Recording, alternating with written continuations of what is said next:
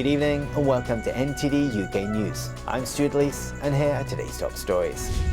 The Prime Minister says the connection between the CCP virus and serious disease or death has been severed. Labour Party frontbenchers call for a political boycott of the 2022 Beijing Olympics. And a man who was in the same tube carriage as one of the 7/7 suicide bombers recalls the horrors of that day. If I'd have been sitting 3 feet further to my right, I wouldn't be here today talking to you.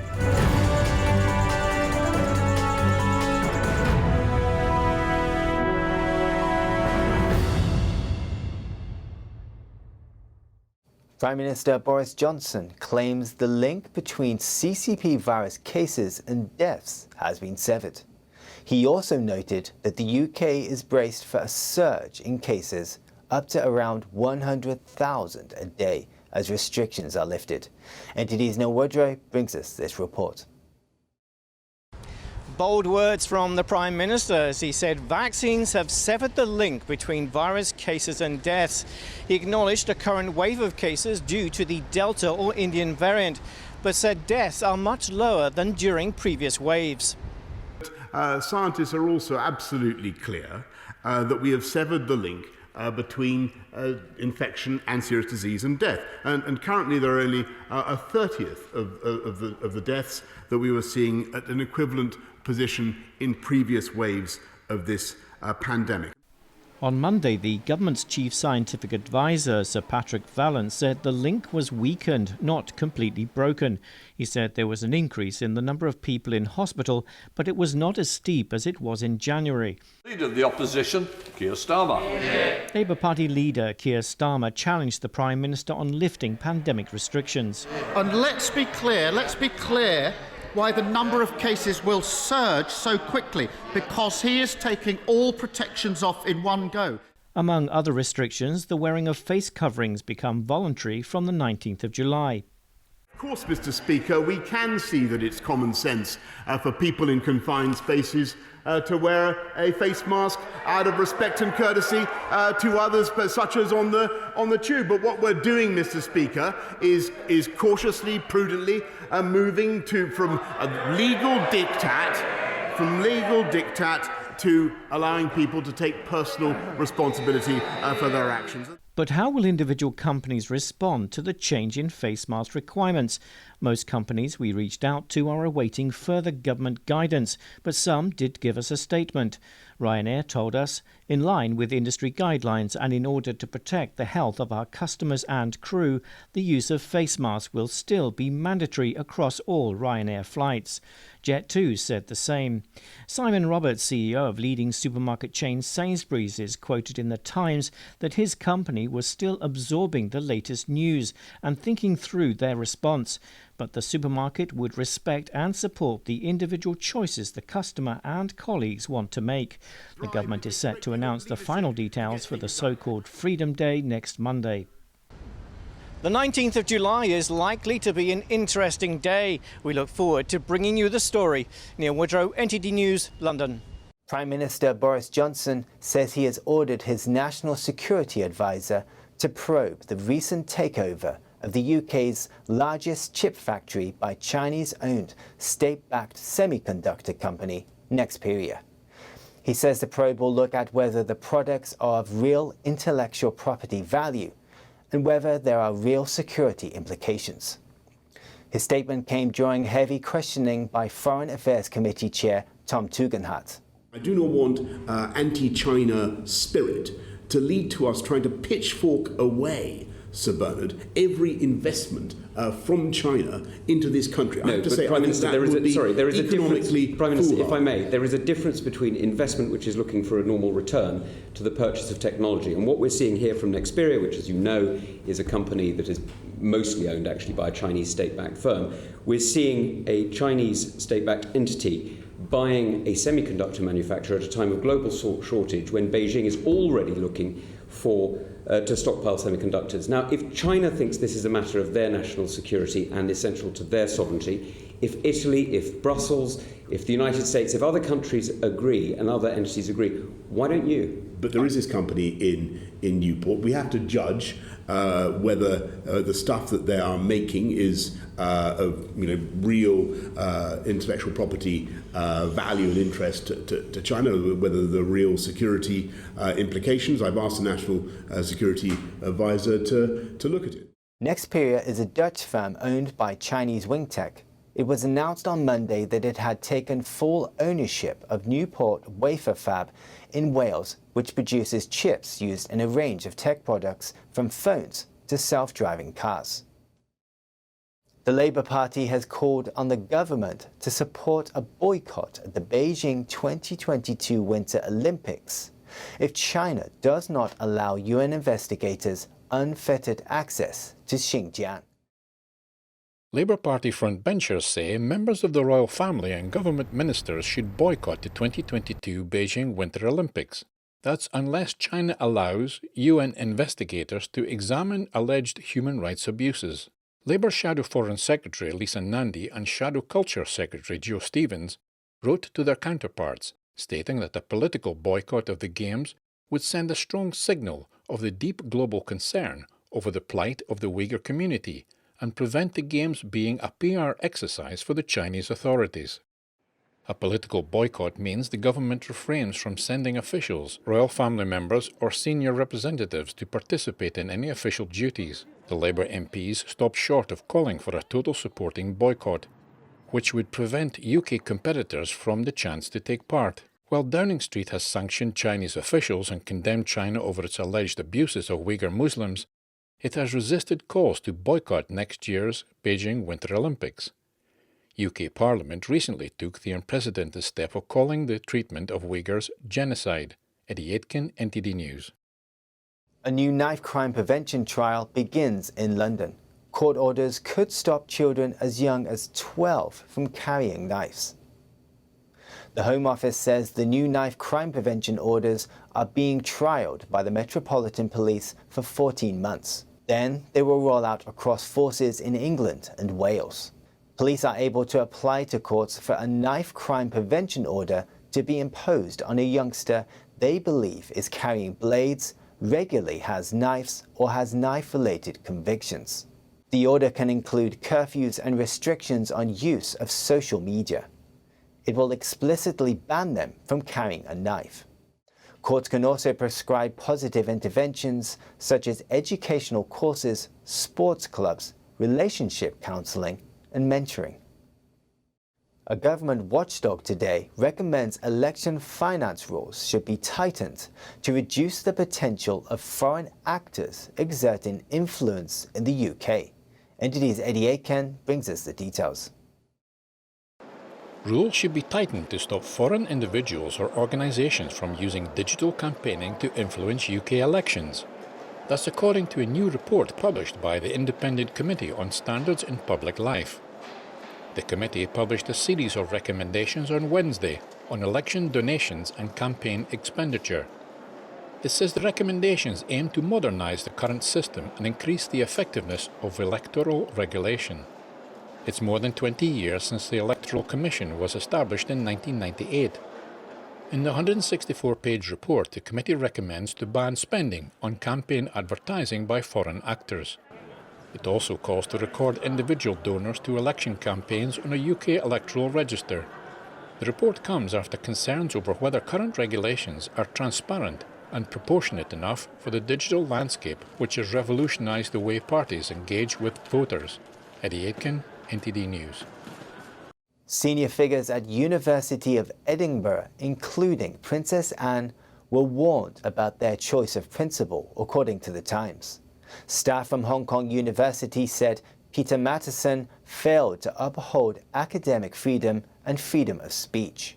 NTD's Foreign Affairs correspondent Sharon Xu has more on this.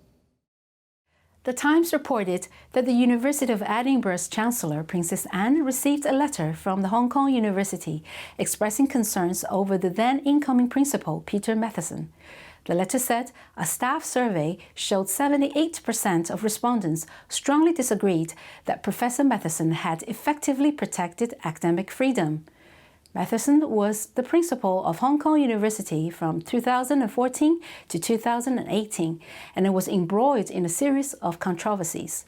In 2017, amid student protests against the erosion of democracy and human rights, Matheson signed a joint statement with the heads of 9 other universities that said, "We treasure freedom of expression, but we condemn its recent abuses.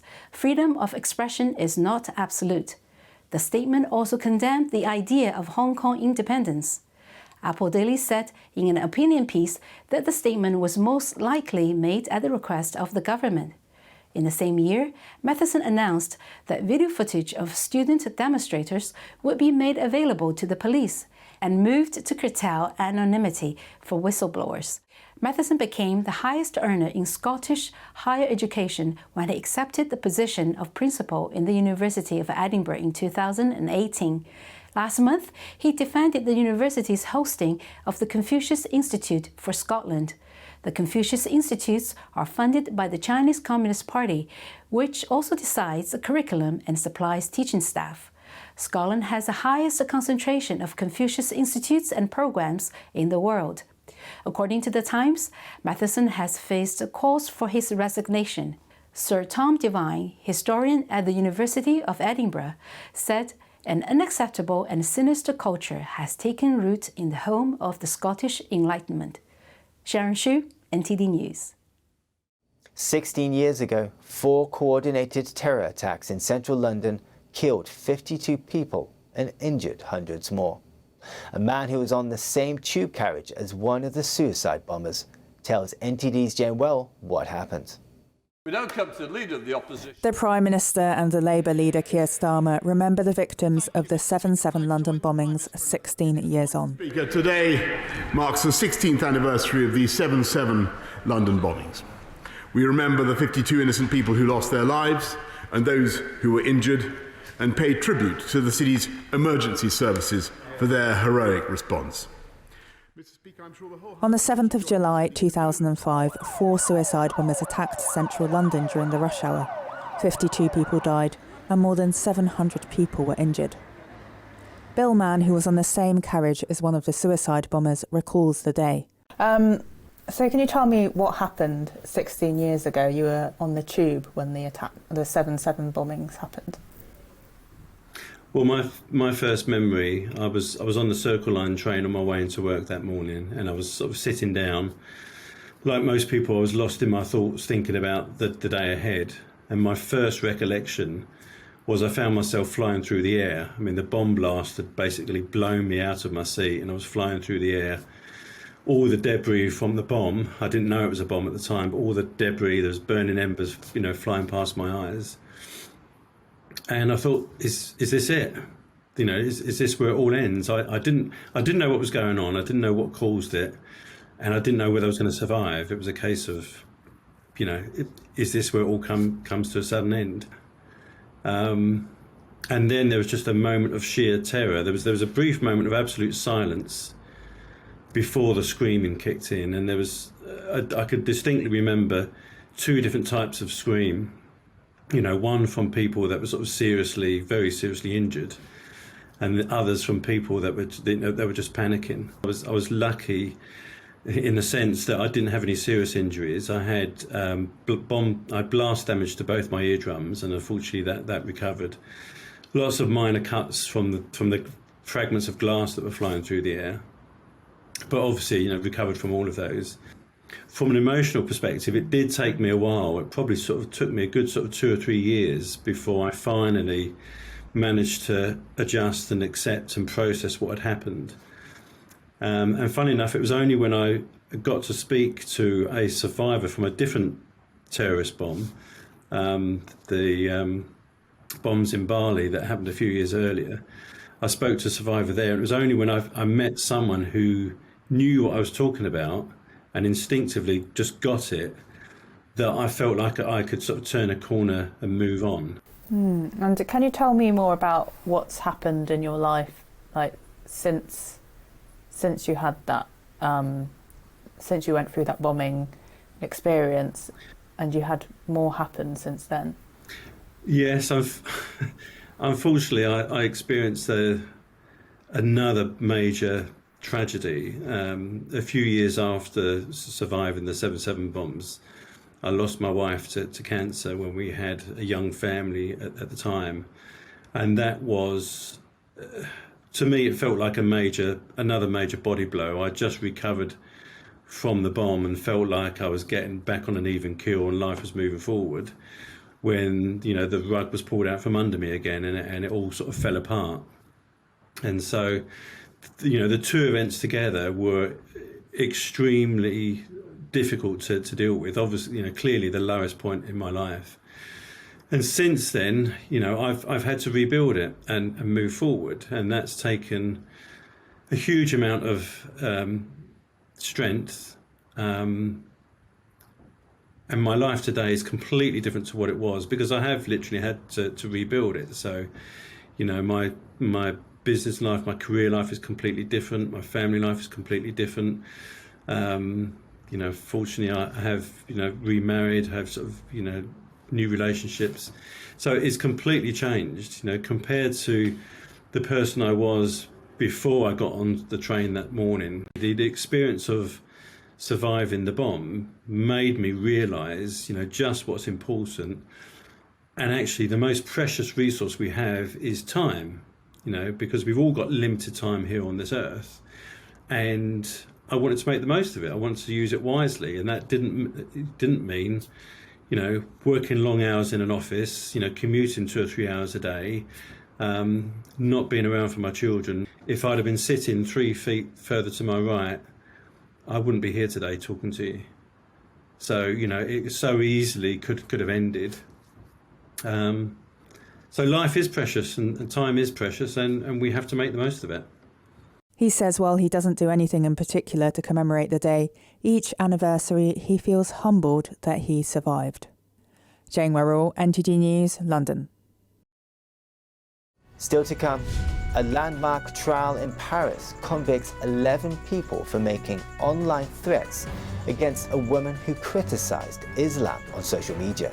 That and more when we return.